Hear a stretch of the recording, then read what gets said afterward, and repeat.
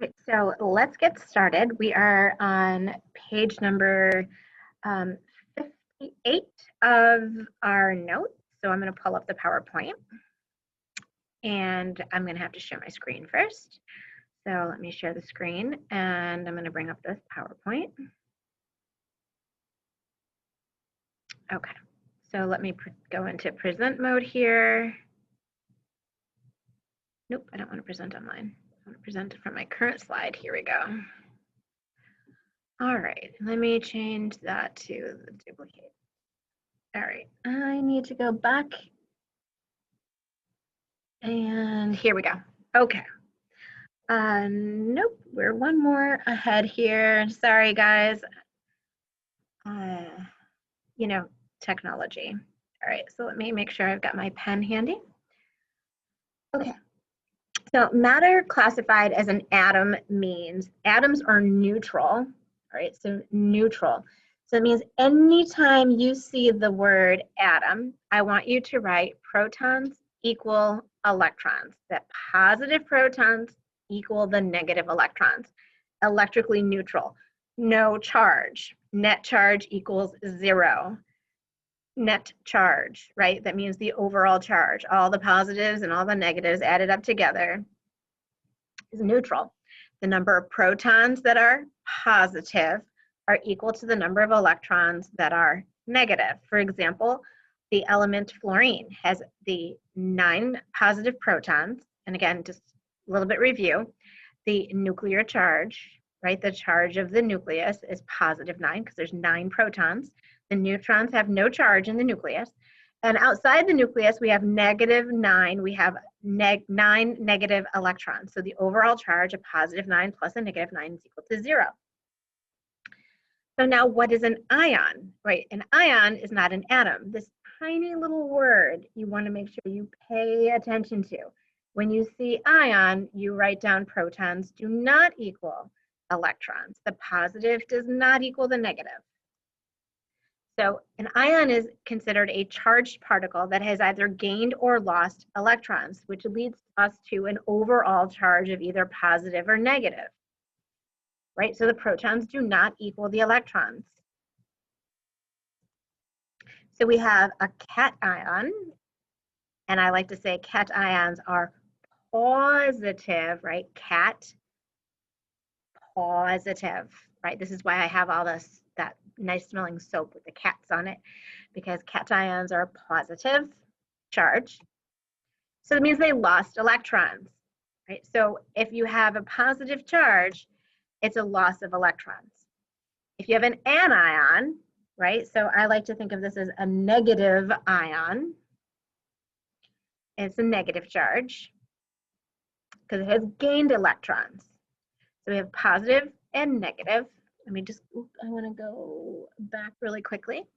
So then I have, with a cation, I have more positive protons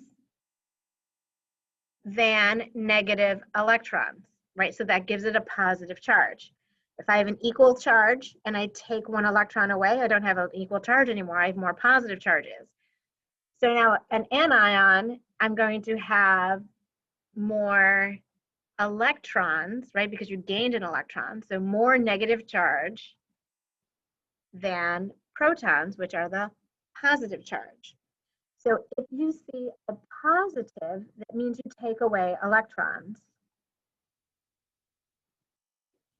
If you see the negative, that means you add electrons, because electrons are negative and protons are positive.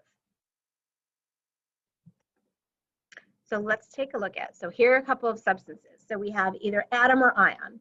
So anytime you see the word atom, protons equal electrons. Ion, proton does not equal electrons. So if I have this sodium with this little 0, that means it's an atom. If I see this little +1, that's an ion. This little 0 over here, that is a atom. And this little -1 makes that an ion. So here we have an atom, an ion, an atom, and an ion. Now let's go with our atomic number, right? The atomic number is the identity or the number of protons in the nucleus. So I go to the periodic table, I find the symbol for Na, and the atomic number is 11. Well, that's also sodium. The atomic number is 11, right? Still sodium. Fluorine's atomic number is 9, and that fluorine ion is also atomic number 9, because the identity doesn't change. So now if we go to the mass, right, we're going to use the rounded mass on the periodic table. These two sodiums have the same mass, even though we have a particle loss. Why does the mass stay the same? Because remember, the mass of the electron is equal to 0. So then there's no change in mass when an electron is lost or gained. So then the mass of fluorine is still 19, and the mass of that fluorine ion is still 19. So now let's look at the number of protons. The number of protons is equal to the atomic number. Right, that's the identity of an element. 11. Well, that's still sodium. It's still atomic number 11. It's still protons are equal to 11. Fluorine's, the atom, is atomic number 9, and its ion is also atomic number 9, because that's the identity, and protons don't change. So our neutrons, remember, we take our mass minus the atomic number, or the number of protons, right? Because the protons plus the neutrons add up to the mass. So 23 minus 11, 12.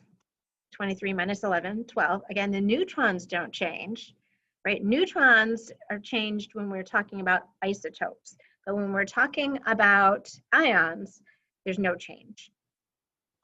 So we have a 10, because that's 19 minus 9, still 10.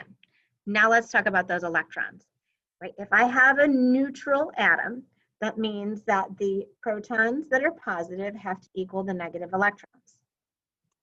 So then I have 11 positive protons and 11 negative electrons. Positive 11, negative 11, net charge of 0. Now if I have a positive 1, that means I have to have one more positive charge. It means I have one more proton than electron.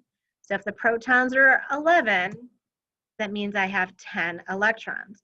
Or I see a positive 1, that means I take one electron away, because I need to have one more positive charge, 11, than negative charge, 10.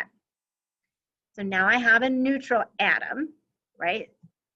And so that means that my protons and my electrons are going to be equal. Protons equal electrons. So now if I have a negative 1, that means I have more electrons than protons, because I have more negative charge than positive charge. How much more? Minus 1, one more.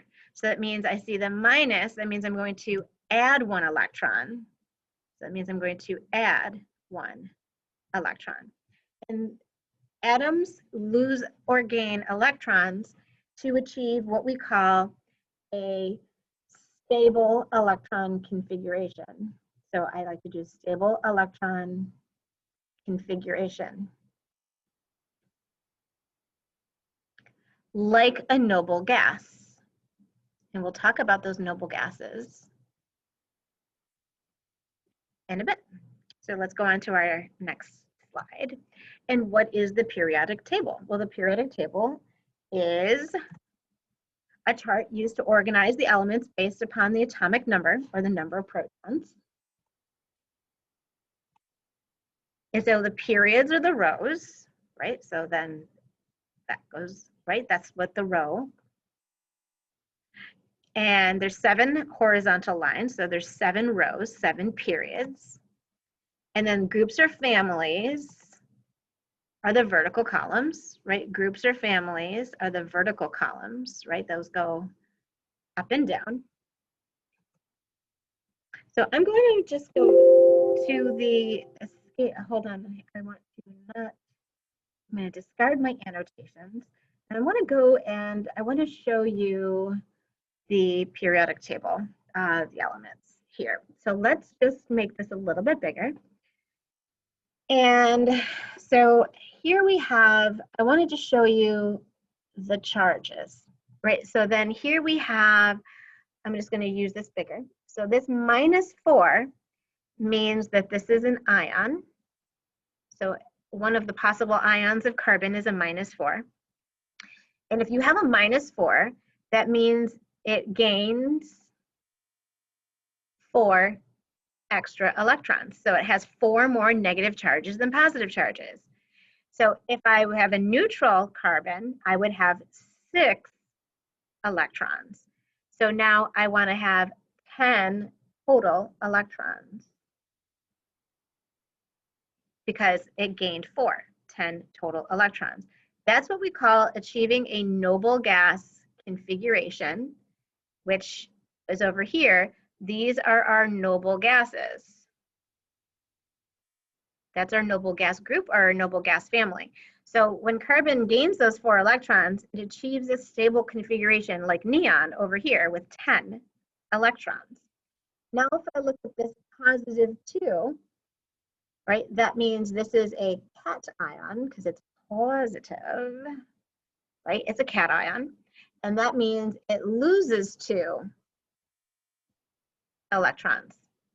So instead of having 6 and 6, it only now has how many, right? So if I lose 2 electrons, that means it's going to be a 4 electrons, right? So it's going to be 4 electrons. And if I have a +4, that means it's going to have only 2 electrons, right, for +4. So if I go over here, so here I have this fluorine that was in our notes. So here, if I have this -2 charge, that means that this is an ion. And then this means that it gained 2 electrons. So now let's go over and let's find one that's a positive. So here's this beryllium that's a positive. So this means it lost 2 electrons, and this would be a cation. And then over here, let's go back to that oxygen. And then oxygen would be an anion. All right, so that's ions. So then at the top of my periodic table, I might write the word atom. That means that the positive protons equal the negative electrons. And if I have an ion, make that a better I, that means that the positive protons do not equal the negative electrons. That means that there has to be a change in the number of electrons. All right, so hopefully that helps you learn and understand the concept of the ion, which is very important in chemistry. Until our next set of notes, thank you for joining.